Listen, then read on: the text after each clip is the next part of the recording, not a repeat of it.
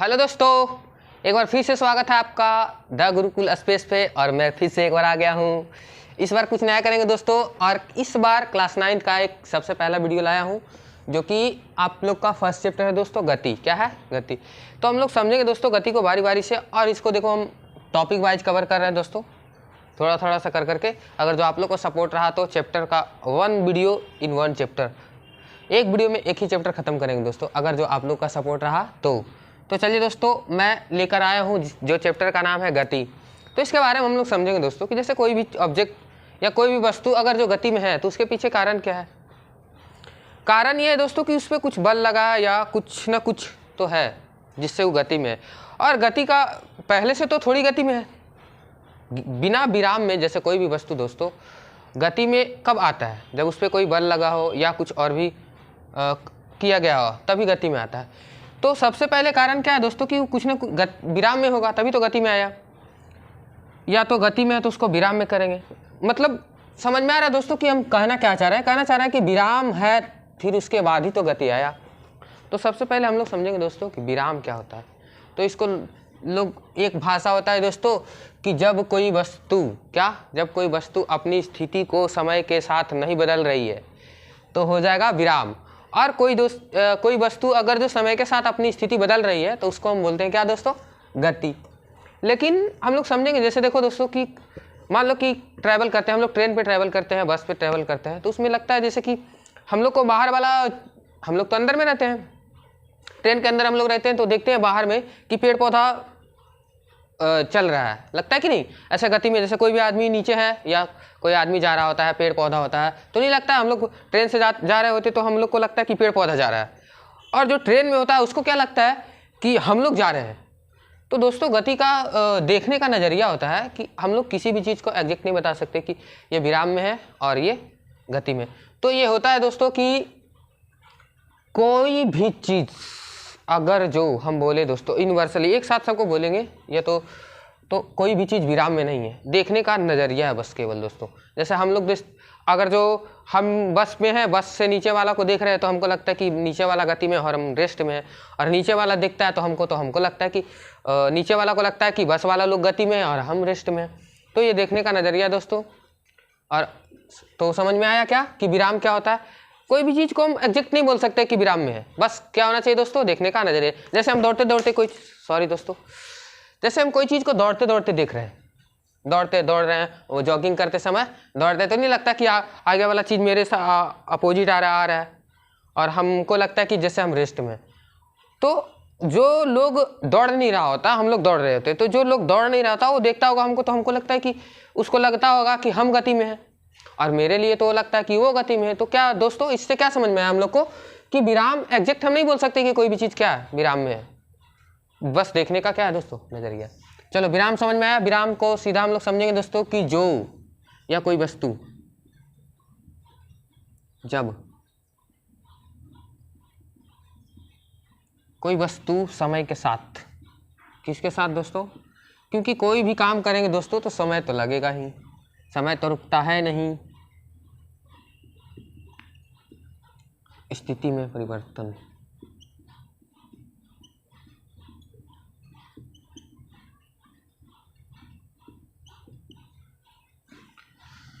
क्या लिखा दोस्तों कि जब कोई वस्तु समय के साथ वस्तु की स्थिति में परिवर्तन न हो। तो समय के साथ अगर जो स्थिति में परिवर्तन नहीं होता तो उसको हम लोग बोल देते हैं कि विराम है, और समय के साथ अगर जो हो रहा होता है तो उसको हम क्या बोल देते हैं दोस्तों? कि गति में। तो ये तो समझ में आ गया दोस्तों कि एग्जैक्ट नहीं बोल सकते कि कोई भी चीज़ विराम में है या गति में। ये समझने का क्या है दोस्तों? नज़रिया है। अब आते हैं गति में। गति क्या है दोस्त? गति जैसे कि गति मतलब क्या? कोई भी वस्तु अपना स्थिति को चेंज कर रहा है। अब स्थिति चेंज करेगा, यहाँ से वहाँ जाएगा। समझ लो कि मान लो कोई ए पॉइंट है दोस्तों, और बी पॉइंट पे कोई वस्तु चला है, ए से बी पे चला आया, एक गाड़ी हो या हम लोग ही कहीं यहाँ से वहाँ गए। जैसे देखो यहाँ से हम यहाँ चले आते हैं दोस्तों, तो यहाँ से यहाँ आने में भी समय लगा कि नहीं? तो समय लगा, यानी कि समय तो लगा ही, और स्थिति भी चेंज हुआ। पहले हम वहाँ थे ए पे, और कहाँ पे आ गए अब? बी पे। तो जब समय के साथ स्थिति भी चेंज होता है, परिवर्तन होता है दोस्तों, तो वही हमारा क्या हो जाता है? गति। तो गति का डिफिनेशन हम लोग कैसे देंगे दोस्तों? कि जब जब कोई वस्तु की स्थिति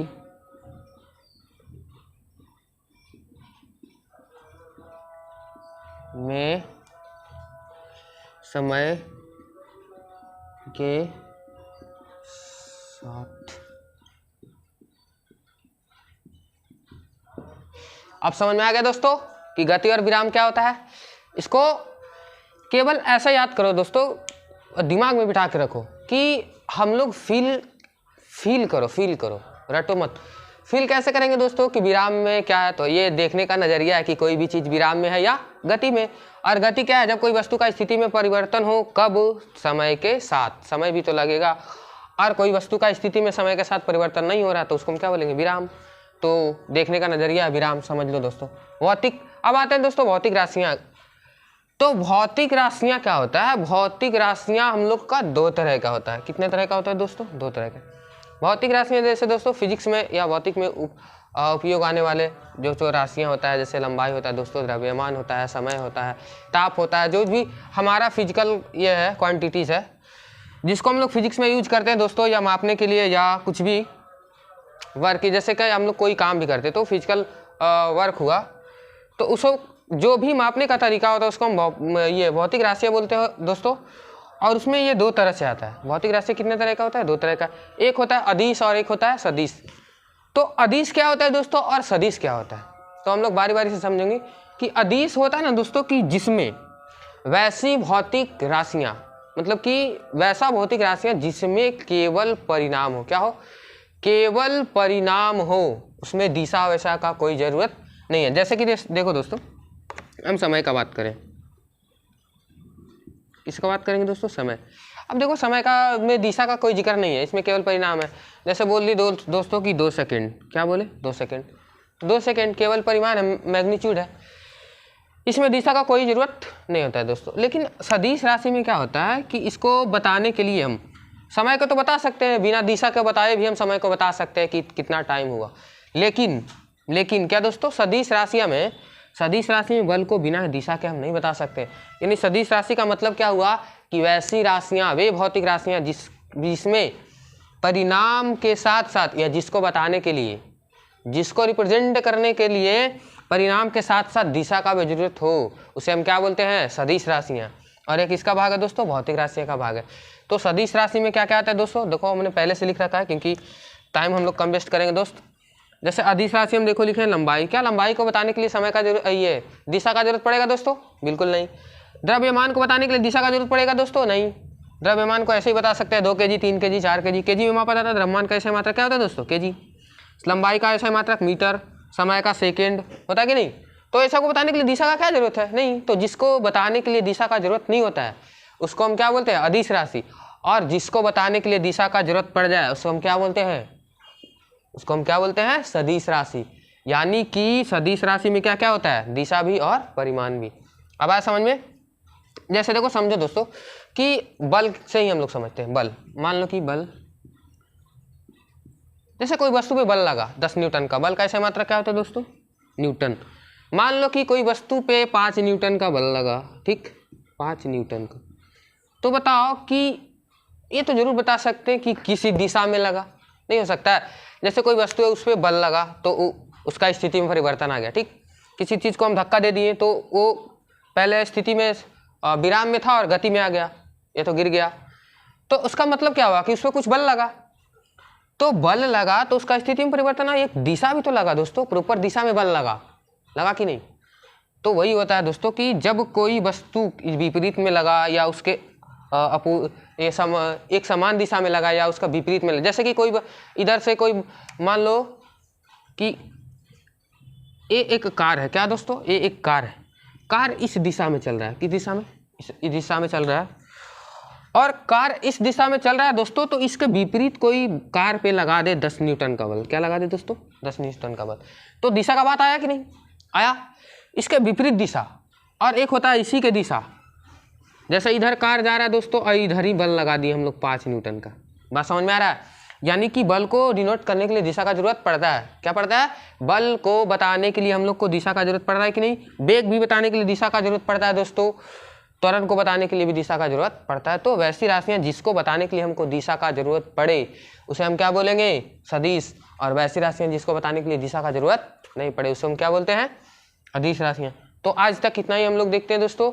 अगर वीडियो अच्छा लगा तो लाइक करिए, और अगर जो दोस्तों की ऐसा लगता है कि होल वीडियो का एक चैप्टर, होल चैप्टर का एक वीडियो आना चाहिए, तो आप लोग इन्फॉर्म कीजिए दोस्तों और कमेंट कीजिए। मैं पूरा चैप्टर का वीडियो एक ही वीडियो में ला दूंगा।